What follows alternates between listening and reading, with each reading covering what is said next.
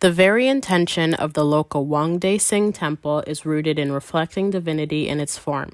Integral to architect Shim Sutcliffe's design was embodying the spiritual advancements inherent in Taoist religion and philosophical practice. In doing so, they utilized materiality, composition, and orientation to accentuate the levitating form. This place of worship balances a 10.2 meter west and 5.2 meter east cantilever miraculously.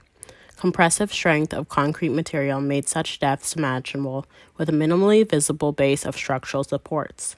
The geometry mimics a mental state of equilibrium and longevity that are central to the Taoist and Tai Chi disciplines. While this Mies van Vandenberg project does not serve its traditional religious program, it still utilizes materiality and light to express a formal intention.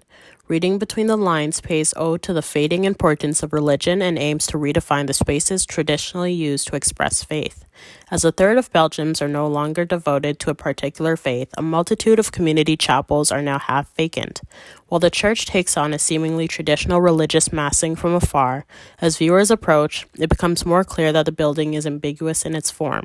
The chapel is divided into 110-centimeter layers based upon a ratio of 1 centimeter of weathering steel to 9 centimeters of opening that mandates the transparent walls. Situated in the middle of open grasslands, this project fails to establish a deliberate approach path. The building is most interesting as viewed from higher or lower angles when the form appears completely solid and proceeds to fade as one approaches it from the sides.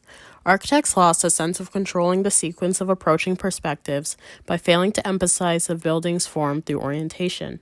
In comparison, building orientation and approach was displayed at its strongest within the Wangde Singh temple.